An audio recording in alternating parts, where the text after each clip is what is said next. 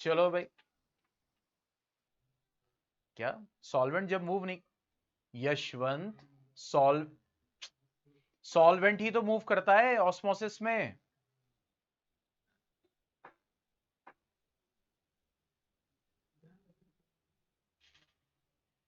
ओफो।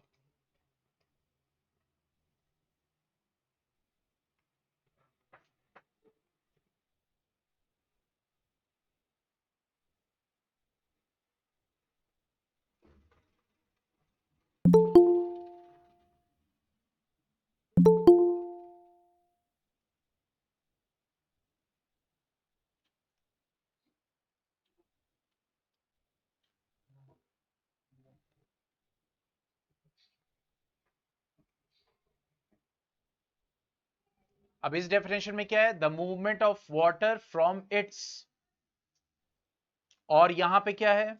यहां पे तो मैं हूं, यहां पे क्या है? Osmosis is the movement of solvent across a semi-permeable membrane towards a higher concentration of solute. ये दूसरी डेफिनेशन है कि movement of solvent from the lower concentration of solute to higher concentration of solute. ठीक है, तो इसीलिए दो याद करने की जरूरत नहीं है, कॉन्सेप्ट दोनों समझना है, कॉन्सेप्ट दोनों समझना है, डेफिनेशन एक के रेस्पेक्ट में याद करना है। ठीक है, अब सही है? आवाज अब सही है? हाँ भाई, अब स्टार्ट करें।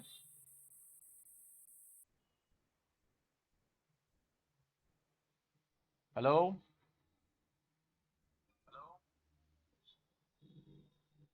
ओके, सब कुछ चंगा सी, अब मैं स्टार्ट कर रहा हूं। चलो अब स्टार्ट करते हैं आज सेकेंड चैप्टर फिजिक्स का, that is human I and colourful world, जिसमें ह्यूमन आई का कोई पोर्शन नहीं है। तो हम स्टार्ट करेंगे किससे? That is the dispersion. Dispersion क्या हुआ?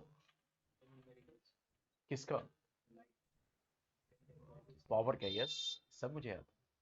ठीक है, तो सेकेंड चैप्टर में जो डिस्पर्जन पोर्शन है, एक हमें ये पोर्शन याद रखना है। हाँ भाई शुभम, क्या हुआ?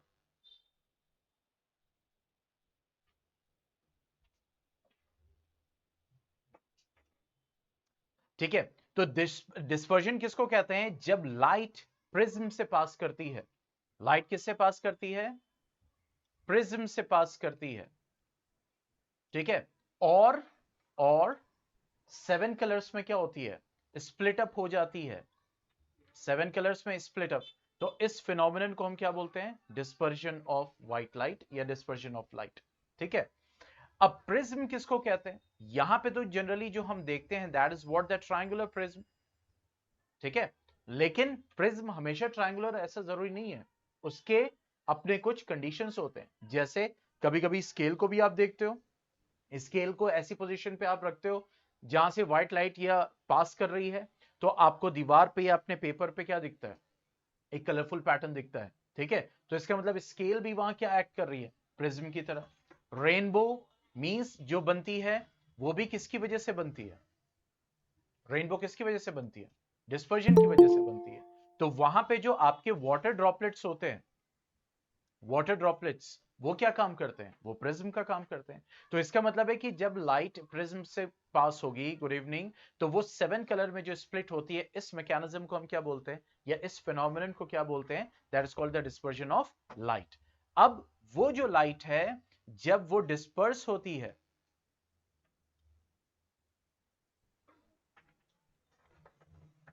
ठीक है, मींस उसका जो फर्स्ट लाइट जो एकदम नीचे की तरफ आती है, that is what? The violet, then indigo, then blue, then green, then yellow, then orange, then red.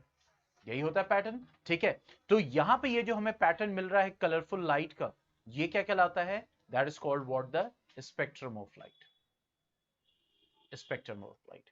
और इसीलिए इनको क्या बोलते हैं? विजिबल लाइट, क्योंकि हम इनको क्या कर सकते हैं? देख सकते हैं। ठीक है, वायलेट की जो वेवलेंथ होती है वो कम होती है, और रेड की जो वेवलेंथ होती है वो क्या होती है? ज्यादा होती है। ठीक है, दैट इज मोर। ठीक है, वायलेट की क्या होती है, कम, और रेड की क्या होती है, ज्यादा। अब जैसे ही यहां पे डिस्पर्जन होता है, यानी कि अगर हम व्हाइट लाइट की बात करें कि व्हाइट लाइट यहां से आ रही है, मींस इंसिडेंट हो रही है, और वो डिफरेंट डिफरेंट कलर्स में स्प्लिट अप हो रही है। ठीक है, सो यहां पे जो याद रखने वाली चीज है, एक तो डायग्राम, और दूसरा what is the relation between angle of incidence, angle of emergence, angle of prism and angle of deviation. ये याद होना चाहिए। जैसे प्रिज्म से क्या हो रहा है, एक लाइट आ रही है, प्रिज्म पे एक लाइट फॉल कर रही है, इसको हम क्या बोलेंगे, इंसिडेंट रे। ठीक है, ये क्या कहलाएगी, इंसिडेंट रे। ये हमारा क्या है, एयर, ये क्या है, ग्लास, फिर क्या है, एयर, तो ऑब्वियसली रिफ्रैक्शन भी होगा यहां पे। ठीक है, अब जैसे ये यहां इंसिडेंट रे आएगी, तो फिर उसको जाना तो यहां ऐसे था ना, स्ट्रेट, लेकिन वो क्या कर जाएगी, बेंड कर जाएगी। Is that clear? और उसके बाद जैसे ही वो ग्लास टू एयर जाएगी, फिर जाना तो उसको ऐसे था, लेकिन क्या होगा, इट विल अगेन बेंड। ठीक है, तो यहां पे ये जो एंगल होता है जो प्रिज्म का, ये this one, this is called what, the angle of prism. ठीक है, अब देखो इंसिडेंट रे जब एंटर हुई थी यहां पे, तो उसका ये वर्चुअल पार्ट ऐसे जाता, और जब ये डेविएट कर रही है और इमर्ज कर रही है, देखो यहां पे क्या कर रही है, इमर्ज कर रही है, तो उसका वर्चुअल पार्ट ऐसे जाके मीट करेगा यहां पे, दिख रहा है?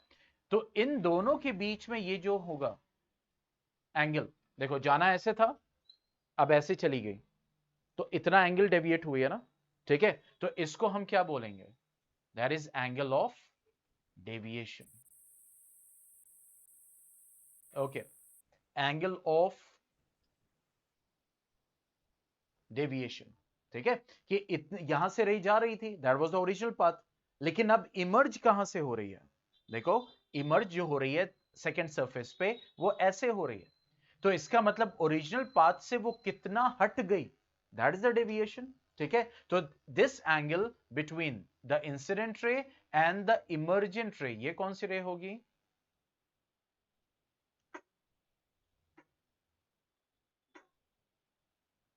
वॉइस का क्यों इशू हो रहा है, यहां से तो सब सही है भाई। Hello, hello.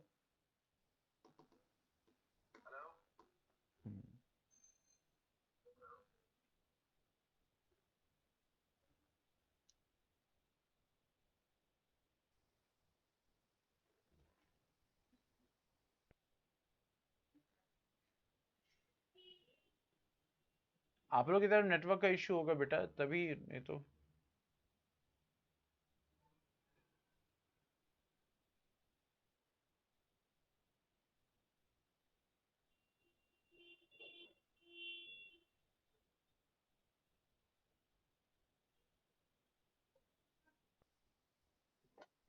हालांकि यहाँ भी मैं जियो से ही कंडक्ट कर रहा हूँ, ऑप्टिकल फाइबर नहीं है अभी,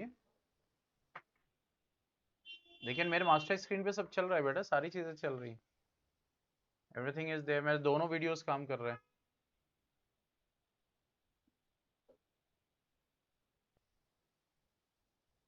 अभी अपलोड देखते हैं कितना है।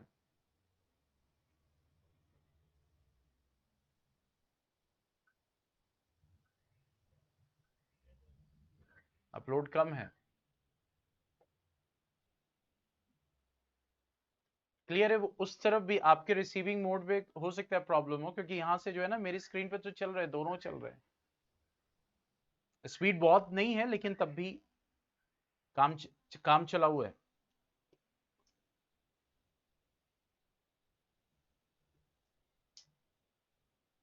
एक बार रीज्वाइन कर लो, एक बार रीज्वाइन कर लो।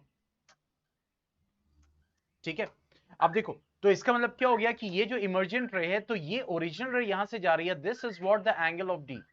ठीक है, अब बात आती है एंगल ऑफ इंसिडेंस और एंगल ऑफ इमर्जेंस की। ठीक है, एंगल ऑफ इंसिडेंस किस पे डिपेंड करता है, एंगल ऑफ इंसिडेंस डिपेंड करता है नॉर्मल पे, ठीक है, ये इसका नॉर्मल होगा और ये इस सरफेस का नॉर्मल होगा 90 डिग्री, दिस वन, ये हो गया और ये हो गया, ठीक है। ये इस सरफेस का क्या कहलाएगा, नॉर्मल, और ये इस सरफेस का क्या कहलाएगा, नॉर्मल। तो ये वाला जो एंगल होगा इंसिडेंस रे और नॉर्मल के बीच में क्या होगा, एंगल ऑफ इंसिडेंस। और जब एंगल यानी कि रे इमर्ज हो रही है तो जाहिर सी बात है नॉर्मल से ही तो देखोगे, तो ये वाला एंगल क्या होगा, that will be angle of emergence. तो एंगल ऑफ इंसिडेंस और एंगल ऑफ इमर्जेंस हम जानते हैं। तो what is the relation, that is angle A plus angle D will be equal to angle I plus angle E. ये relation है जो कि 1 मार्क में पूछ सकता है, ठीक है। तो ये डायग्राम बेहद जरूरी है, इसको प्रैक्टिस कर लीजिएगा।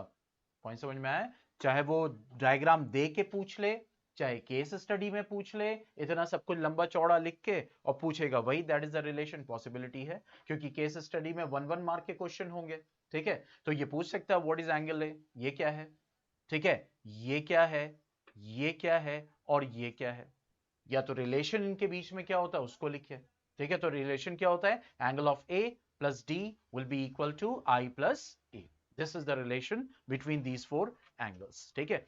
तो डिस्पर्जन क्या होता है, स्पेक्ट्रम ऑफ लाइट क्या बनता है, और डेफिनेशन में प्रिज्म का जिक्र जरूर कीजिएगा।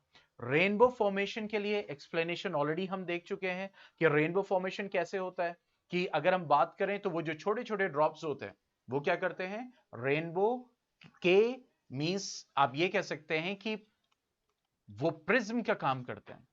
तो वहां पे एक ड्रॉपलेट नहीं होती है, वहां पे क्या होती है, हजारों ड्रॉपलेट्स होती है, यानी हजारों छोटे छोटे प्रिज्म वहां पे वर्कआउट करते हैं।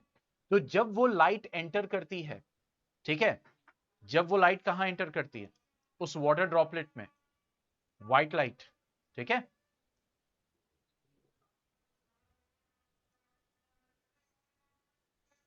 ओके। तो यहां पे क्या होता है, टोटल इंटरनल रिफ्लेक्शन, क्योंकि जब हम रेनबो देखते हैं तो हमेशा सूरज के अपोजिट दिखती है, क्योंकि सूरज अगर सामने होगा तो उसके कंपैरिजन में वो जो कलर्ड वेवलेंथ्स हैं वो क्या कर जाएंगे, एकदम फीकी पड़ जाएंगे, डिफ्यूज आउट कर जाएंगे, ठीक है। तो इसीलिए जो भी हमें दिखता है वो किधर दिखता है, अपोजिट साइड में। अगर हमें रेनबो देखना है, अगर हमें रेनबो देखना है तो फिर हमें सूरज के अपोजिट देखना होगा।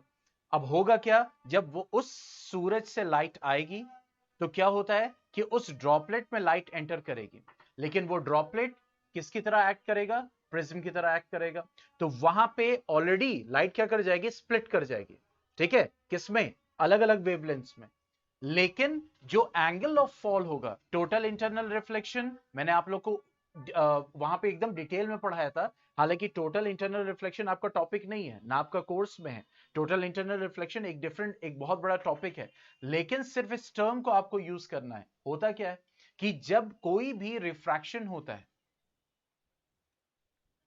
ठीक है, मान लो 2 मीडिया है, ये नॉर्मल है, अब ये एंगल ऑफ इंसिडेंस है, और फिर उसके बाद क्या हो गया, यानी इंसिडेंट रे, रिफ्रैक्टेड रे, ठीक है। तो इसी इंसिडेंस एंगल में, पॉइंट को समझिएगा, ऐसा एक एंगल आ जाता है जहां पे, यानी ये जो इंसिडेंस एंगल है, ऐसा एंगल आ जाता है जहां पे रिफ्रैक्शन तो नहीं होगा, वहां पे क्या हो जाएगा, उसी सरफेस से वापस रिफ्लेक्शन स्टार्ट हो जाएगा। तो ऐसे एंगल को हम क्या बोलते हैं, क्रिटिकल एंगल। क्या बोलते हैं, क्रिटिकल एंगल, ठीक है। अब आप कहेंगे कि क्या 100% नहीं होता है, नहीं, रिफ्रैक्शन थोड़ा बहुत होता है, लेकिन रिफ्रैक्शन कम, रिफ्लेक्शन स्टार्ट हो जाता है। यानी जैसे पानी पे लाइट पड़ा, ठीक है, एक पानी है, नदी है, अब जाहिर सी बात है अगर एयर से लाइट आ रही है तो वो नदी में फिर रिफ्रैक्ट होगी, यानी कि एयर टू वाटर। तो अब जब लाइट फॉल कर रही है तो वो अलग अलग इंसिडेंस एंगल से फॉल कर सकती है, डिपेंडिंग ऑन कि सूरज का पोजीशन क्या है, सोर्स ऑफ लाइट क्या है। तो इंसिडेंस जब एंगल पे वो फॉल करेगी तो रिफ्रैक्शन तो होगा, लेकिन ऐसा इंसिडेंट एंगल जिस पे रिफ्रैक्शन कम रिफ्लेक्शन स्टार्ट हो जाए, तो वो क्या कहलाता है एंगल? Critical angle. और उस फिनोमिनन को हम क्या बोलते हैं? Total internal reflection. यहां पे केस पे क्यों?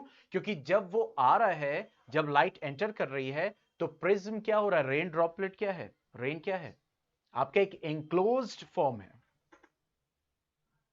जरूरी नहीं है बेटा, जरूरी नहीं है। It depends on the surface, it depends on the media.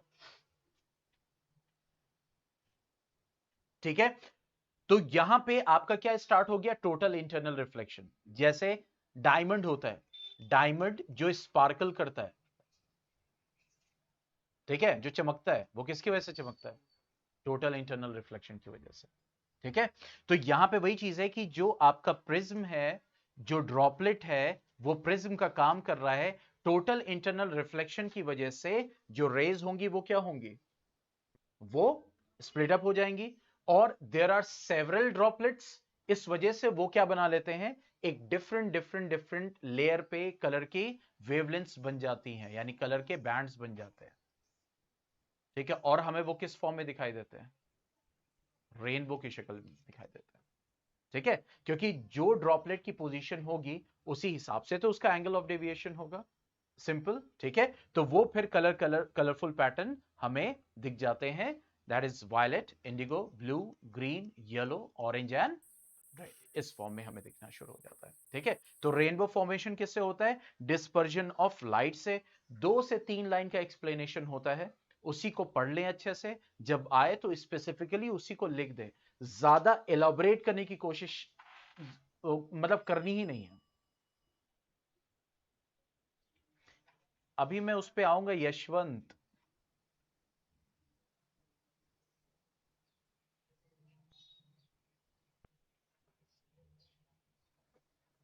ठीक है,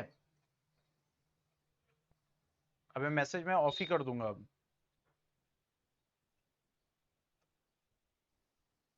ओके, मैं क्या बता रहा था?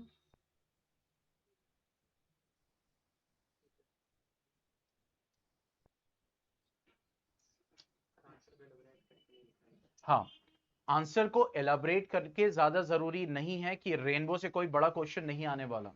ठीक है, तो जो हमें लिखना है टोटल इंटरनल रिफ्लेक्शन के बारे में लिखना है, मतलब वो टर्म यूज करना है। दूसरा, ड्रॉपलेट्स जो है प्रिज्म की तरह काम करते हैं, उनको यूज करना है। तीसरा, ये डिस्पर्जन का फिनोमेना है, क्योंकि इस चैप्टर में आप 3 फिनोमिनन्स पढ़ने वाले हो। ठीक है, एक हमने क्या पढ़ा अभी? डिस्पर्जन। दूसरा पढ़ोगे एटमॉस्फेरिक रिफ्रैक्शन।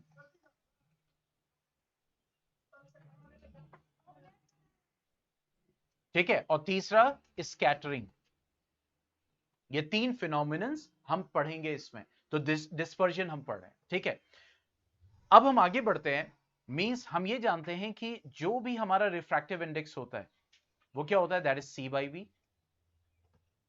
समझ में? यही होता है रिफ्रैक्टिव इंडेक्स। क्या होता है? Ratio of the speed of light in air upon speed of light in medium. यही पढ़ा था। तो अब ये बताओ, जिसकी स्पीड ज्यादा होगी उसका रिफ्रैक्टिव इंडेक्स लेस होगा ना, according to this relation. Reciprocal है ना, यानी कि जिसका v ज्यादा होगा तो रिफ्रैक्टिव इंडेक्स कम होगा ना, और जिसका v कम होगा उसका रिफ्रैक्टिव इंडेक्स क्या होगा? ज्यादा होगा। ठीक है, तो अब देखो, जो आपकी वायलेट लाइट होती है वो नीचे होती है या रेड लाइट नीचे होती है? वायलेट लाइट नीचे होती है, तो इसका मतलब वायलेट लाइट ज्यादा डेविएट कर रही है रेड के मुकाबले। और कौन ज्यादा डेविएट करेगा? यस, यानी कि वायलेट, क्योंकि देखो जब डेविएशन ज्यादा होगा जिसके लिए रिफ्रैक्टिव इंडेक्स बहुत ज्यादा होगा, क्योंकि रिफ्रैक्टिव इंडेक्स जितना ज्यादा होगा इसका मतलब क्या हो गया? कि उसका डेविएशन उतना ज्यादा होगा। तो रिफ्रैक्टिव इंडेक्स किसका ज्यादा होता है? जिसकी स्पीड क्या होती है? कम होती है। तो इसका आंसर आपसे पूछे क्यों वायलेट डेविएट करता है ज्यादा रेड से, या why you get different different wavelengths, या why you get different different colours separated, तो इसका आंसर यह है कि जितनी भी कलर की लाइट होती है, ठीक है, जितनी भी कलर की लाइट होती है उन सब की स्पीड अलग अलग होती है, ठीक है, जिसमें जो स्पीड होती है वायलेट की वो सबसे कम होती है जो स्पीड होती है किसकी, रेड की, ठीक है। इस वजह से according to this relation, which relation, n is equal to c by v, according to this relation refractive index violet के लिए क्या हो जाएगा, ज्यादा हो जाएगा, ठीक है, और रिफ्रैक्टिव इंडेक्स रेड के लिए क्या हो जाएगा, कम हो जाएगा।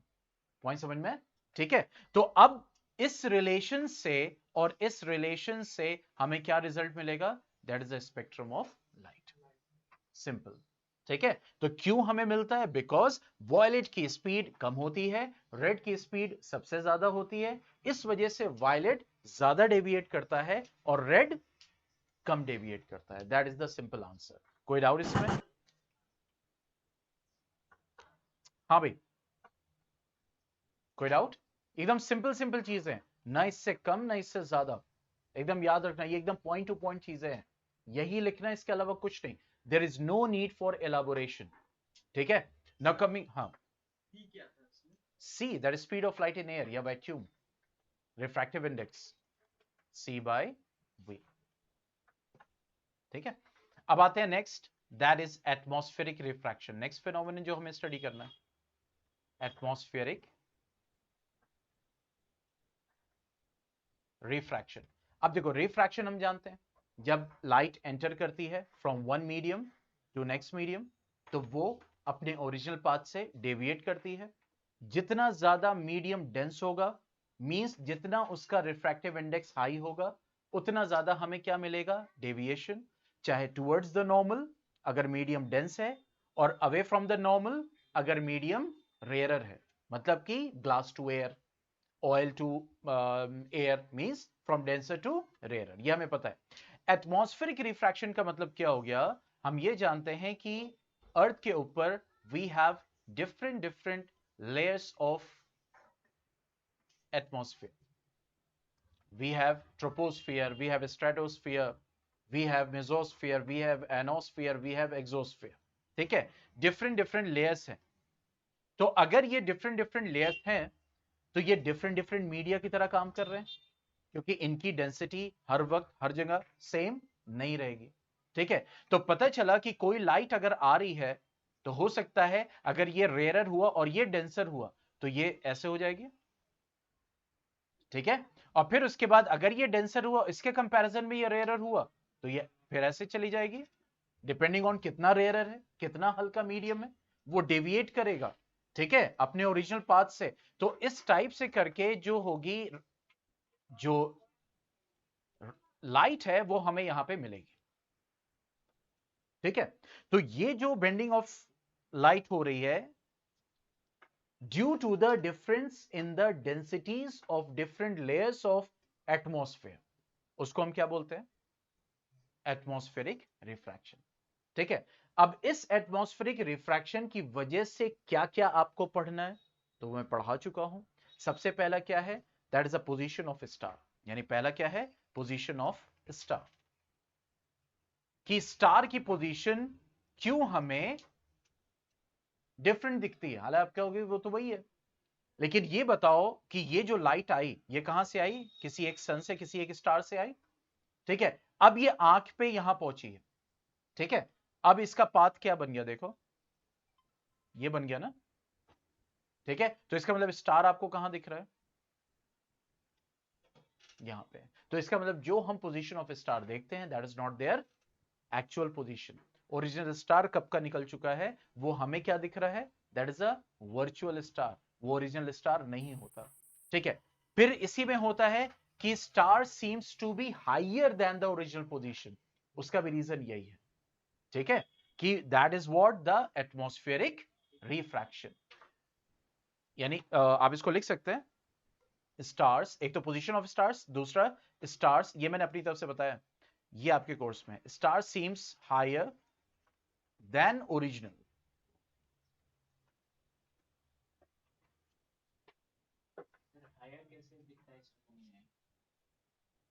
जब आपको बताया जा रहा है कि ओरिजिनल वाला नीचे समझ रहे हो, क्योंकि कर्व्ड है ना, एक चीज यहां है और आप उसको ऐसे देख रहे हो तो ऑब्वियसली उसकी पोजीशन हायर होगी।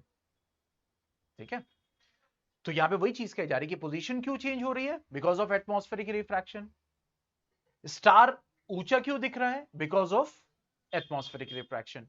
अब आते हैं थर्ड, ट्विंकलिंग ऑफ स्टार्स। मतलब ये सब इसी फिनोमिनन के अंडर में है। ठीक है, ट्विंकलिंग ऑफ स्टार्स, स्टार्स क्यों ट्विंकल करते हैं, उसका भी आंसर क्या है, एटमॉस्फेरिक रिफ्रैक्शन। ठीक है, कैसे करता है अभी बता देते हैं।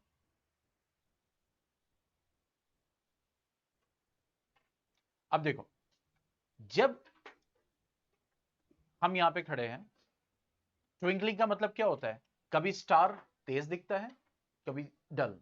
ठीक है, ब्राइट डल, ब्राइट डल, ये जो होता रहता है ये क्या है, दैट इज द ट्विंकलिंग। ठीक है, चमक जिसको कह रहे हैं। तो अब एक तरफ क्या हो रहा है, वो ब्राइट हो रहा है और फिर फौरन क्या हो जा रहा है, डल। कोई भी चीज ब्राइट क्यों होगी, अभी यहां पे बल्ब में लगा दूं 7 वॉट का, आप क्या कहोगे, बहुत डल लाइट है, क्यों,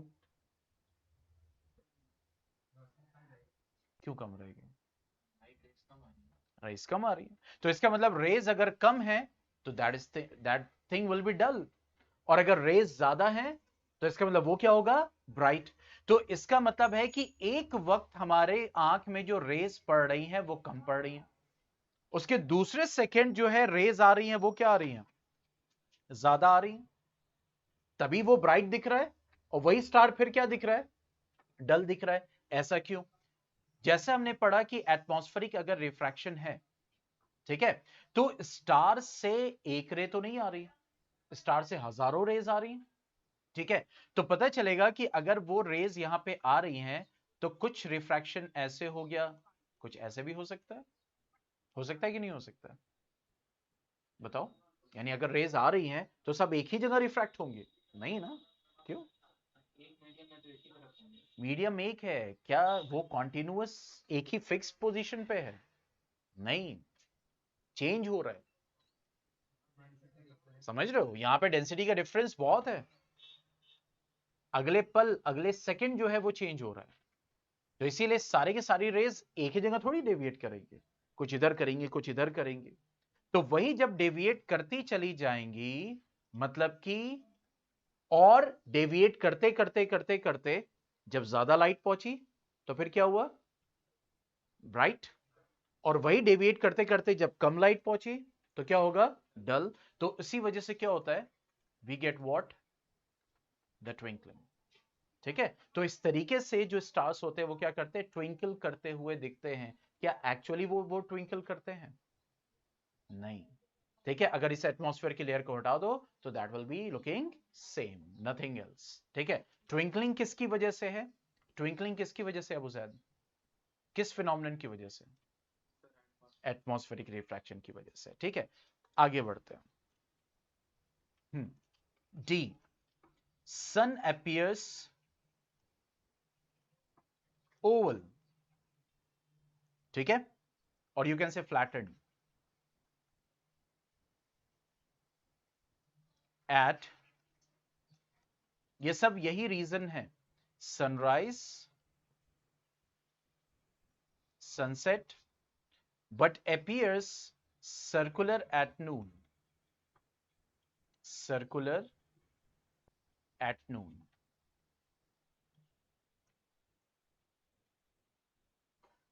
ठीक है, यानी सनराइज सनसेट के वक्त ओवल, और जब आपका दोपहर का वक्त है उस वक्त एकदम गोल दिखाई दे रहा, गोल मटोल।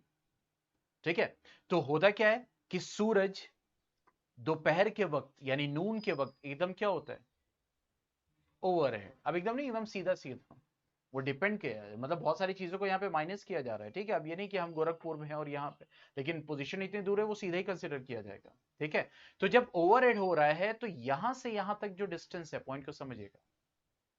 ठीक है, और सनराइज और सनसेट के वक्त, ठीक है, तो ये बताओ, ये जो ऑब्जर्वर है सनराइज और सनसेट के वक्त पोजीशन दूर है, या जब वो एकदम ऊपर है तब उसकी पोजीशन दूर है।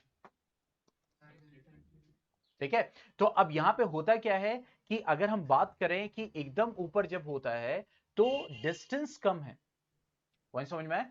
और ये वही है तकरीबन तकरीबन, नॉट ऑलवेज, ठीक है, जैसे कि जब एक सरफेस का नॉर्मल होता है और जब इंसिडेंट लाइट नॉर्मल पे होती है तो बिना रिफ्रैक्शन वो नीचे चली आती है, कोई रिफ्रैक्शन नहीं, ठीक है।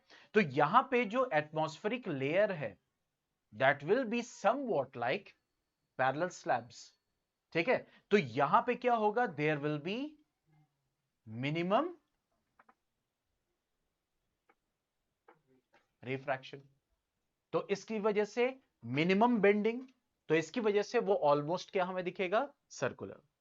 लेकिन जब हम सनराइज और सनसेट की बात करेंगे तो डिस्टेंस ज्यादा है, लेयर ज्यादा है, वो है मतलब देयर इज अ कर्व, तो फिर क्या होगा, there will be atmospheric refraction, जिसकी वजह से उसके साइज में क्या होगा, डिफरेंस दिखेगा, और वो हमें क्या दिखेगा, ओवल, ठीक है, या फ्लैट जिसको कह सकते हैं, ओके, ये फ्लैट या फिर ओवल एट सनराइज और सनसेट।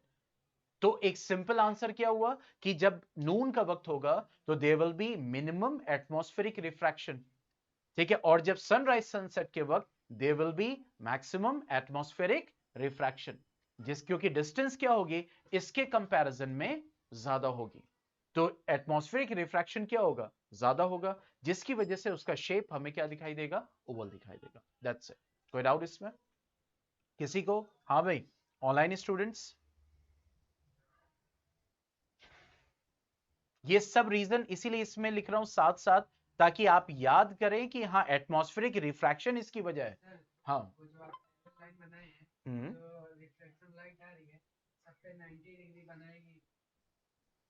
यही मैं कह रहा हूं, अगर प्रैक्टिकली देखोगे तो पूरी नहीं बनाएगी, मैक्सिमम 90 डिग्री ही क्यों होता है क्रिटिकल एंगल, ये कहां बताया, नॉर्मल, तो क्रिटिकल एंगल यहां कहां से आ गया, क्यों 90 डिग्री क्रिटिकल एंगल, वो डिपेंड करेगा मीडिया के ऊपर, यस, मीडियम के ऊपर डिपेंड करेगा, it will not be always same for every medium, ठीक है। ओके, अब इसी में next reason means atmospheric refraction में ही नेक्स्ट रीजन, एडवांस सनराइज या डिलेड सनसेट, ठीक है। नेक्स्ट रीजन क्या है हमारा, एडवांस्ड,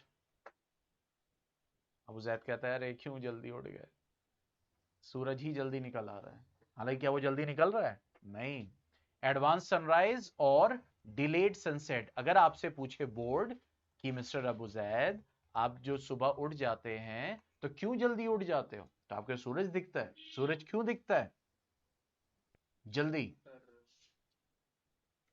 और ये हो कि शाम में अब्बा ने क्या हुआ, शाम होते ही पढ़ाई खत्म करो और घूमने चलेंगे, अब डिलेड सनसेट हो रहा है, शाम हो ही नहीं रही है, उसका रीजन क्या है, एटमॉस्फेरिक रिफ्रैक्शन। क्यों, देखो ये अर्थ है और ये आप यहां भी अजीजिया में बैठे हुए हैं, ठीक है, अब शाम होने वाली है, क्लियर, हम सनसेट की अभी बात करते हैं।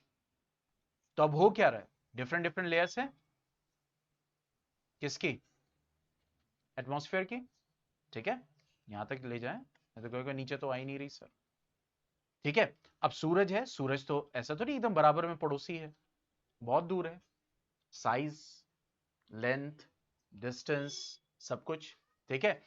अब जब वो यहां पे सूरज है, सॉरी अभी यहां पे नहीं है, यहां पे है,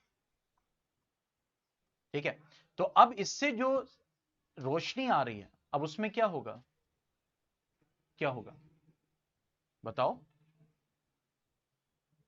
एटमॉस्फेरिक रिफ्रैक्शन होगा, ठीक है, जिसकी वजह से सन रेज जैसी आ रही थी क्या वैसे ही पहुंचेंगी कि डिफरेंट पाथ पे पहुंचेंगे, डिफरेंट पाथ पे पहुंचेंगे, और फिर उसके बाद ये आप हो तो आपको सूरज कहां दिखाई देगा, यहां पे, पॉइंट को समझिएगा, ठीक है। अगर ये रेज यहां पे आएगी या यहां पे आएगी, अगर ऑब्जर्वर यहां पे है, मैं भी जो बताने की कोशिश करूं पहले समझना, तो उसको सूरज कहां दिखाई देगा, यहां पे, या उसको सूरज कहां दिखाई देगा, यहां पे, वहीं पे दिखाई देगा। तो जब सनसेट होता है तो यहां पे डिलेड सनसेट क्यों होता है, क्योंकि सूरज क्या हो चुका होता है, डूब चुका होता है, सी दिस, अब ये डिफरेंट डिफरेंट सिचुएशन है, मैंने इसलिए बता दिया ताकि ये ना लगे कि सिर्फ एक जगह रे आ रही है या सिर्फ एक रे आती है, करोड़ों रे आती हैं। ठीक है, ये हो गई हमारी अर्थ, ये हो गए हम सब, और ये हो गया सूरज जो कि डूब चुका है। ठीक है, लेकिन क्या हो रहा है जब उसकी रेज आ रही हैं तो फिर उसका वर्चुअल पार्ट यहां दिखाई दे रहा है। ठीक है, तो इसका मतलब शाम में जब सूरज ढल रहा है तो एक्चुअली जो वो दिख रहा है वो एक्चुअल सूरज नहीं है। तो फिर रोशनी कहां से आ रही है उससे? रोशनी कहां से आ रही है? रोशनी यहां से आ रही है मुड़ मुड़ मुड़ के, लेकिन हमारा जो साइट है वो वहां पे देख रहा है उसको। वहीं समझ में आया? तो इसलिए सूरज क्या होता है? डिलेड सनसेट होता है, यानी सूरज डूब चुका होता है ओरिजिनलिटी में, लेकिन वो हमें थोड़े मिनट के लिए, जो भी है 1 मिनट 2 मिनट का फर्क होता है, ठीक है, उससे वो क्या दिखाई दे रहा है? वो सूरज जो हमें डूबते हुए, अभी आप जाओगे जब यहां से निकलोगे तो सूरज डूब रहा होगा, ठीक है, और जब आप उसको देखोगे तो वो सूरज कैसा होगा? वो ओरिजिनल सूरज नहीं होगा, रोशनी उसकी ओरिजिनल होगी, लेकिन वो जो इमेज आप देख रहे होगे दैट विल नॉट बी, ठीक है, ओरिजिनल। वो क्यों? Because of refraction. किसकी वजह से? पॉइंट समझ में? अब उठ रहे हैं, सनराइज हो रहा है, तो सूरज तो नीचे ही है, ठीक है, लेकिन अब जो रोशनी आ रही है तो रिफ्रैक्शन से क्या हुआ? ऑब्जर्वर तक पहुंची, लेकिन ऑब्जर्वर को घर से बाहर निकलना पड़ेगा ना देखने के लिए, ऐसे तो नहीं घर तक अंदर जाएगी। तो अब वहां पे क्या होगा कि वो ऑब्जर्वर सूरज को क्या हो रहा है? यहां पे देख रहा है, तो इसका मतलब सूरज क्या हो रहा है? निकल गया। क्या वाकई निकल गया? नहीं। तो इसीलिए कहा जा रहा है एडवांस सनराइज क्यों होती है? वो रोशनी जो आती हुई दिखती है ना, होराइजन जो होता है बेसिकली, ठीक है, तो वो क्यों है? क्योंकि एटमॉस्फेरिक रिफ्रैक्शन से अभी सूरज नीचे ही है, लेकिन रिफ्रैक्शन से वो आप तक पहुंच गई, ठीक है, और इसीलिए क्या आप कहते हो सूरज उग गया है, हालांकि there is a difference of 1 to 2 minutes, ठीक है। तो वो जो उगा है बेसिकली सूरज ओरिजिनलिटी में भी ऊपर नहीं है, सिर्फ अभी उसने क्या भेजा अपने आप को, देयर इज वो रोशनी और ये सारी चीजें उसने भेज दी, इसीलिए क्या कहा जाता है? एडवांस सनराइज या फिर डिलेड सनसेट। और उसका रीजन क्या है? एटमॉस्फेरिक रिफ्रैक्शन, ठीक है। फिर हम बात करते हैं इसी में कि स्टार्स ट्विंकल करते हैं लेकिन प्लैनेट्स क्यों नहीं करते? वाई? यानी स्टार्स चमकते हुए दिखते हैं हमें, ट्विंकल करते हुए दिखते हैं, लेकिन प्लैनेट्स क्यों नहीं करते हैं? ये बताओ, फिर आगे बढ़ते हैं नेक्स्ट फिनोमिनन पे। प्लैनेट्स के पास लाइट नहीं होती, मान लो प्लैनेट्स पे टकरा के आ रही है, कहां? ट्विंकल, चमकना, ट्विंकल, रोशनी फेंकना, सूरज रोशनी से फेंक रहा है लेकिन ट्विंकल नहीं कर रहा है, ट्विंकलिंग की बात हो रही है, bright dull bright dull bright dull. Planet पास है, यस, उसके डिस्टेंस क्या है in comparison to stars? Planet क्या है? बहुत पास है। और दूसरा रीजन जो हमजा ने बताया, it is not having the self source of light, वो ल्यूमिनस नहीं होता, ठीक है, उसके ऊपर जब रिफ्लेक्शन होता है तब, लेकिन चलो रिफ्लेक्शन हो रहा है तब भी लाइट आ रही है, लेकिन यहां पे जो रोल प्ले करेगा वो क्या करेगा? डिस्टेंस। डिस्टेंस की वजह से जितनी अमाउंट ऑफ लाइट आ रही है, क्योंकि जाहिर सी बात है ट्विंकलिंग के लिए क्या चाहिए? एक वक्त ब्राइट लाइट यानी ज्यादा अमाउंट ऑफ लाइट, और एक वक्त कम लाइट, ठीक है, तो वो डिस्टेंस कम होने की वजह से क्या हो जाएगा? That will be very very less, क्योंकि उसकी खुद की भी अपनी लाइट नहीं होती। तो इस वजह से प्लैनेट जनरली हमें ट्विंकल करते हुए नहीं दिखते और स्टार्स हमें ट्विंकल करते हुए दिखते हैं, ठीक है। अब आते हैं last, and that is scattering of light. तो ये जितने रीजंस हमने पढ़े, मतलब जो भी हमने कंडीशंस पढ़ी, वो सब एटमॉस्फेरिक रिफ्रैक्शन की। अब देखो स्कैटरिंग ऑफ लाइट का मतलब क्या हो गया? छितर जाना, यानी कि जब लाइट पार्टिकल पे पड़े, ठीक है, लाइट पड़े तो वो क्या कर जाए? डिफरेंट डिफरेंट डायरेक्शन में इधर उधर, ठीक है। तो ये जो फिनोमिनन है इसको हम क्या बोलते हैं? Scattering of light. तो डिस्पर्जन अलग, एटमॉस्फेरिक रिफ्रैक्शन अलग और स्कैटरिंग अलग।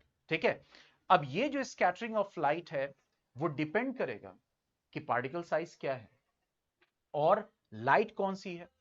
क्योंकि लाइट अगर आप लोगे व्हाइट लाइट तो उसमें अलग अलग वेवलेंथ ऑफ लाइट्स हैं, उसमें वायलेट भी है, Indigo, blue, green, yellow, orange, red सब है। ठीक है, और अगर आपने सिर्फ रेड लाइट मारी तो वो मोनोक्रोम है। मोनोक्रोम मतलब एक light, mono means single, chroma means colour. ठीक है, तो वो डिपेंड करेगा कि आप मोनोक्रोमेटिस लाइट यूज कर रहे हो या फिर एक व्हाइट लाइट यूज कर रहे हो। लेकिन ये जो लाइट है वो स्कैटर कब करेगी और कब नहीं करेगी वो डिपेंड करेगा उसके वेवलेंथ पे। किस पे डिपेंड करेगा? वेवलेंथ पे। और किस पे डिपेंड करेगा? पार्टिकल साइज पे। यस, ठीक है, किस पे डिपेंड करेगा? पार्टिकल साइज पे। जैसे आपने देखा होगा कि जब हम ट्रू सॉल्यूशन बनाते हैं, ठीक है, जब ट्रू सॉल्यूशन डिस्टिल्ड वाटर, नमक अच्छे से घोल दिया, आप उससे लाइट पास करते हो तो वो सॉल्यूशन में नहीं दिखती। क्यों नहीं दिखती? क्योंकि नमक के जो पार्टिकल हैं वो उस लाइट को स्कैटर नहीं कर रहे। लेकिन जैसे ही आप मिल्क का एक सोल्यूशन बनाते हो या फिर आप जो है एक गंदगी यानी मड का बनाया, चौक का बनाया, और जैसे ही आप लाइट पास करते हो तो फौरन बीम ऑफ लाइट उस टम्बलर में आपको दिखाई देती है। क्यों? क्योंकि वो जो पार्टिकल का साइज है वो इतना बड़ा है कि जैसे ही उसके ऊपर लाइट पड़ रही है तो ना तो उसको वो कंप्लीटली ब्लॉक कर रहा है और ना कंप्लीटली अलाउ कर रहा है। क्या कर दे रहा है? एंगल चेंज कर दे रहा है। ठीक है, तो उसी वजह से पार्टिकल साइज और किसके ऊपर? वेवलेंथ के ऊपर डिपेंड करता है स्कैटरिंग ऑफ लाइट। और इसी को हम कहते हैं क्या? रे ले स्कैटरिंग। क्या होती है? रेले स्कैटरिंग। ठीक है, और वो यही बात करता है कि जिस मीडियम से भी पास कर रही है वो light, yes, scattered light depends on the size of the particle and, ठीक है, तो अब ये जो इंटेंसिटी ऑफ स्कैटरिंग होगी that will be inversely proportional to the 4 times of the wavelength of the light. क्यों? पार्टिकल बड़ा, वेवलेंथ कम, यानी इंटरेक्शन ज्यादा होगा। पॉइंट को समझिएगा। एक है बंदा खूब बड़ा और जब वो दौड़ेगा तो उसका लीप जो होगा वो ज्यादा होगा, तो वो कम लोगों को बीच में इंटरेक्ट करेगा, लेकिन जहां पे पैर रखेगा वहां पे लोगों की एकदम हालत खराब हो जाएगी। और एक एकदम पिद्दी भर का, तो जब वो यूं यूं यूं दौड़ेगा तो कितने लोगों से इंटरेक्शन करेगा? वेवलेंथ कम है तो इसका मतलब क्या हो गया? इंटरेक्शन बढ़ जाएगा। और वेवलेंथ ज्यादा है, पॉइंट समझ में आया? वेवलेंथ ज्यादा का मतलब क्या हो गया? मींस साइकिल जो होगी वो लंबी होगी। तो इसीलिए रेड की वेवलेंथ क्या होती है? ज्यादा। तो जब आप रेड लाइट पॉइंट करते हो तो वो दूर तक दिखाई देती है क्योंकि वेवलेंथ ज्यादा है। लेकिन वो डिपेंड भी करेगा कि उस मीडियम के पार्टिकल साइज क्या है। लेकिन जनरली वायलेट के कंपैरिजन में रेड ज्यादा है। तो जब रेड की वेवलेंथ ज्यादा है तो उसकी स्कैटरिंग उतनी ही क्या होगी? कम होगी। ठीक है, तो यहां पे वही चीज कही जा रही, intensity of scattering will be inversely proportional to the 4 times its wavelength. जितनी वेवलेंथ ज्यादा होगी, क्या होगा? जितनी वेवलेंथ ज्यादा होगी उतनी ही स्कैटरिंग क्या होगी? कम होगी। और जितनी वेवलेंथ कम होगी उतनी स्कैटरिंग क्या होगी? ज्यादा। ठीक है, this is what the relation between scattering and obviously अब आप कहेंगे सर आपने पार्टिकल साइज की बात नहीं की, तो वही चीज है कि जो भी लाइट है, ठीक है, अगर पार्टिकल का साइज एक्स क्या डिनोट कर रहा है? Particle size. ठीक है, तो अगर पार्टिकल साइज जो है वो बहुत बहुत कम है, किससे? वेवलेंथ से। ठीक है, और एक पार्टिकल साइज है जो बहुत बहुत बहुत ज्यादा है, यानी बड़ा है, किससे? वेवलेंथ से। तो ये बताओ जब पार्टिकल साइज बड़ा होगा वेवलेंथ से तो ब्लॉकेज होगा ना। ठीक है, तो इसका मतलब particle size should be much much smaller than the wavelength, तब जाके स्कैटरिंग होगी, नहीं तो ब्लॉक हो जाएगी लाइट। पॉइंट समझ में आया? तो यहां पे वही कह रहा है कि जो स्कैटरिंग होगी that will depend on the wavelength of the light. कितना? 4 टाइम्स। ठीक है, कितना फर्क पड़ेगा? 4 टाइम्स फर्क पड़ेगा। जैसे किसी एक लाइट की वेवलेंथ जो है मान लो 200 है, और किसी जैसे मान लो कि 200 नैनोमीटर है, और एक की 400 नैनोमीटर है, ठीक है, तो वेवलेंथ पे फर्क नहीं पड़ रहा है, 4 टाइम्स ऑफ वेवलेंथ यानी पावर 4, ठीक है। तो जैसे एक चीज है 1 से 2, 2 से 4, पॉइंट को समझिएगा। एक है 1 का स्क्वायर क्या होगा 1, और एक है 2 का स्क्वायर क्या होगा 4। एक है 1 का क्यूब क्या होगा 1, और 2 का क्यूब क्या हो जाएगा 8। तो जितना पावर बढ़ाते जाओगे उतना डिफरेंस क्या होगा, बढ़ता जाएगा ना। जैसे 1 का 4 टाइम्स क्या होगा 1, और 2 का 4 टाइम्स क्या हो जाएगा, समझ में आया? तो इसका मतलब वेवलेंथ नहीं, वेवलेंथ तो है ही, लेकिन जैसे ही जरा सा भी फर्क पड़ेगा वेवलेंथ में, तो उसकी स्कैटरिंग पे बहुत फर्क पड़ेगा। पॉइंट समझ में आया? मान लो वेवलेंथ 1 नैनोमीटर से 2 नैनोमीटर ही हो रही है, लेकिन स्कैटरिंग पे देखो, मैं सिर्फ ये एग्जांपल दिया आपका वो पिक्चर क्लियर करने के लिए, कि अगर वेवलेंथ में जरा सा फर्क पड़ रहा है, लेकिन उस जरा से फर्क पड़ने की वजह से स्कैटरिंग पे बहुत फर्क पड़ेगा। क्यों? क्योंकि वेवलेंथ के वो क्या है, स्कैटरिंग फोर्थ पावर पे डिपेंड करेगा। पॉइंट समझ में है? अगर स्कैटरिंग 1 ल्यूमिनेसेंस हो रही है मान लो, तो अगले वेवलेंथ चेंज होने पे कितना हो रहा है?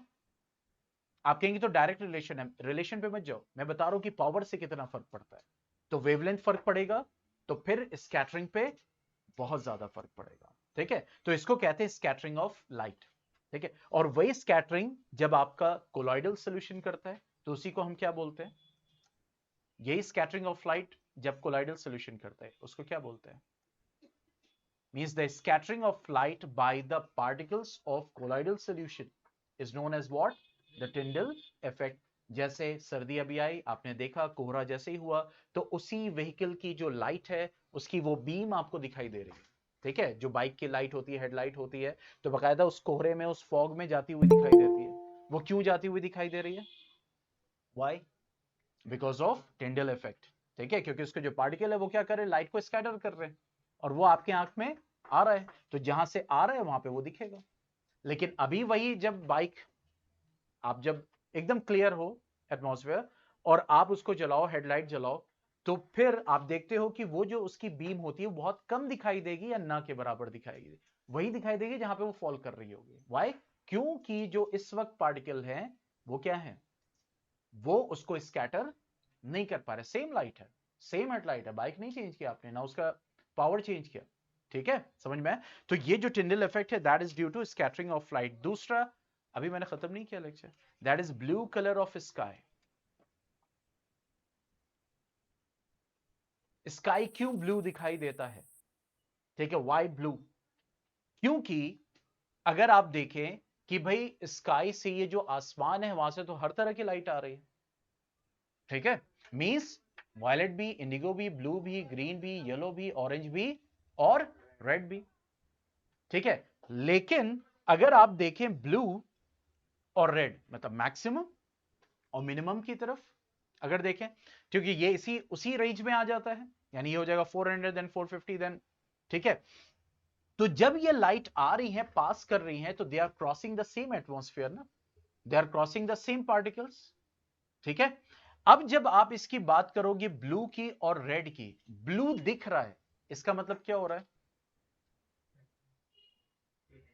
ब्लू दिख रहा है, इसका मतलब क्या हो रहा है, स्कैटर हो रहा है या नहीं हो रहा है?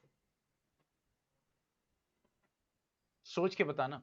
ब्लू लाइट यानी स्काई हमें ब्लू दिख रहा है, और रेड हमें नहीं दिख रहा है अभी। हो रहा है, यशवंत कह रहे हो रहा है, स्कैटरिंग हो रही है अगर स्काई ब्लू दिख रहा है।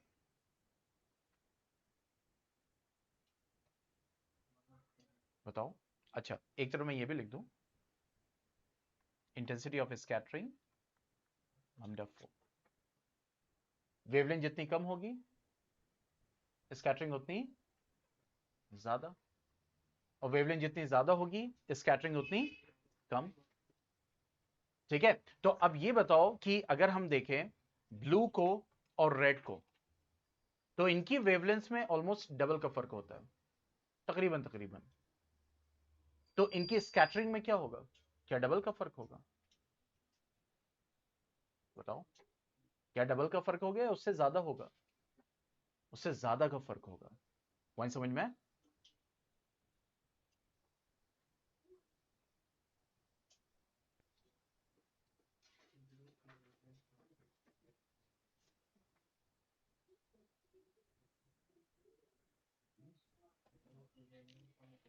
अच्छा चलो कल स्टार्ट कर देंगे, चलो ठीक।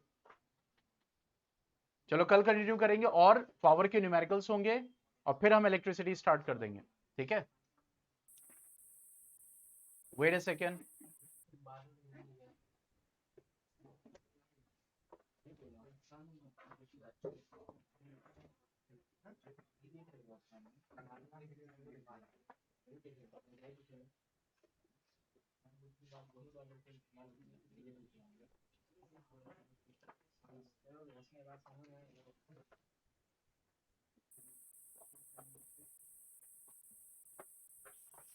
कल क्या?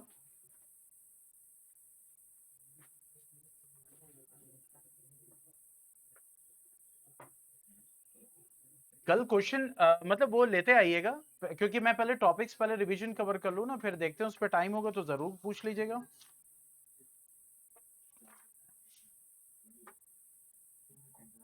आज क्या है? 11। Yashwant Nimesh is here. Anas.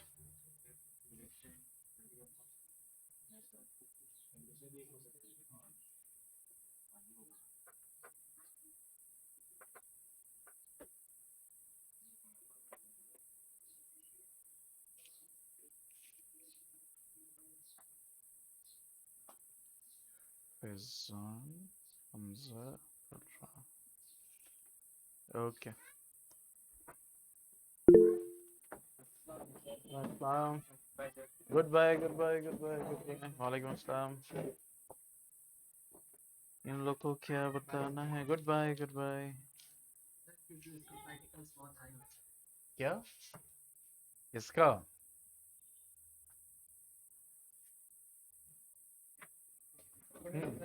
ओहो थैंक यू जज़ाकल्लाह। वालेकुम अस्सलाम। Good evening good evening good evening. वालेकुम अस्सलाम। ओहो